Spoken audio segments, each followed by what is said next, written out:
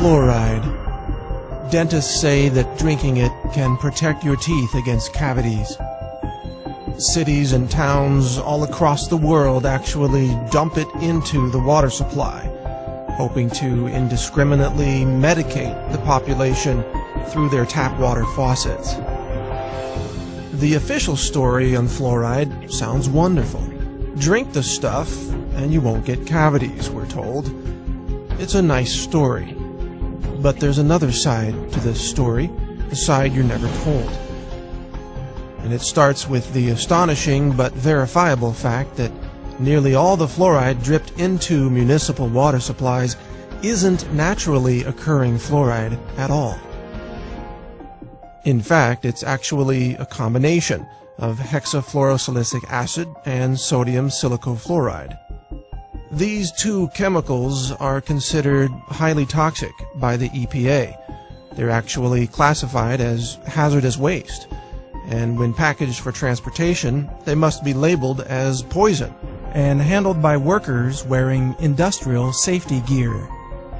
So, what are hexafluorosilicic acid and sodium silicofluoride, and where do they come from? That's the part of this story that you probably won't believe. That is, not until you check it out for yourself.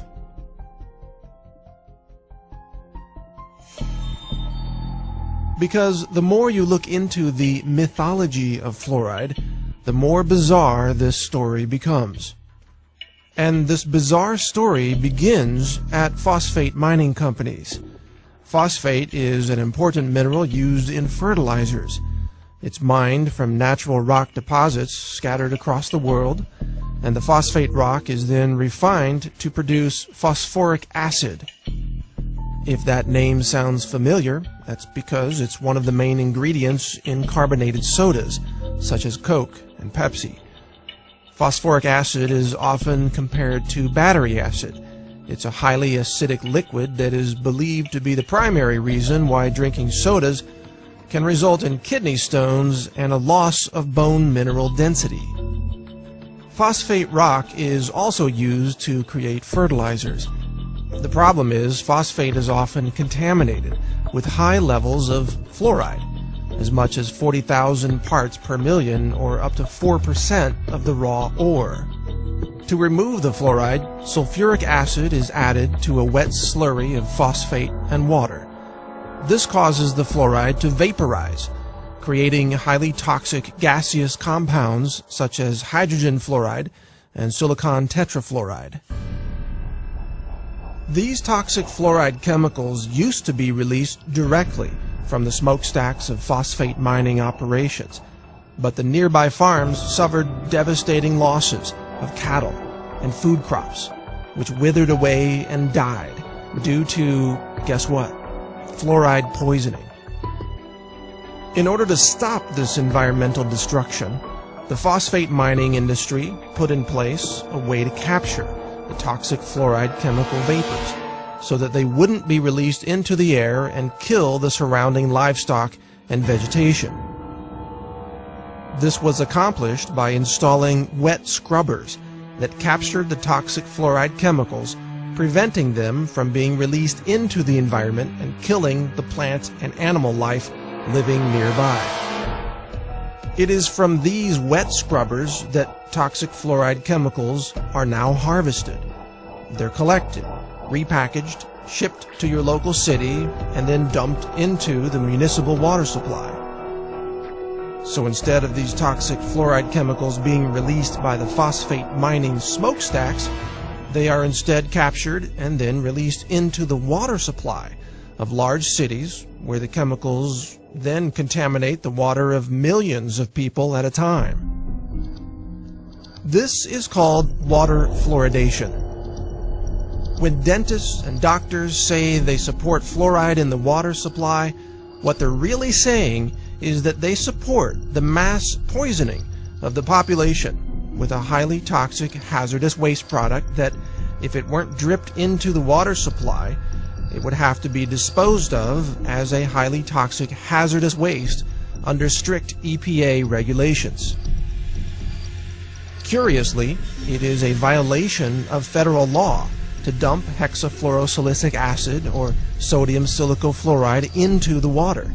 Such an act, in fact, is considered an act of terrorism. Yet it is mysteriously allowed today as long as it is accompanied by a loosely justified claim that we're doing this to stop cavities. But setting aside for the moment the inconvenient truth that water fluoridation involves the illegal act of dumping hazardous waste into the water supply, there's another important question in all this. Do these toxic fluoride chemicals actually prevent cavities? Roughly 99% of the municipal water pumped through any given city never ends up in the mouths of the people. Most water is used for showering, washing dishes, washing clothes, watering yards, and filling pools. Almost none of the fluoride dripped into the water supply comes into contact with human teeth. It does, however, end up downstream, where it contaminates rivers, streams, and ultimately the oceans of our world. In this way, water fluoridation policies have become a convenient loophole through which the phosphate mining industry can dump its toxic waste byproducts into the environment without adhering to any EPA regulations whatsoever. Phosphate mining companies even turn a profit by selling their hazardous waste to cities, then labeling it fluoride, even though this name is scientifically inaccurate. All this raises an obvious question. If fluoride kills cows and crops and fish and is considered a hazardous waste chemical by the EPA, then how could it be healthy to ingest? And why don't doctors and dentists, even though they openly recommend fluoride, sometimes with irrational exuberance, know where fluoride really comes from? If dentists knew fluoride was derived from the chemical waste of the phosphate mining industry, would they still recommend that we consume it?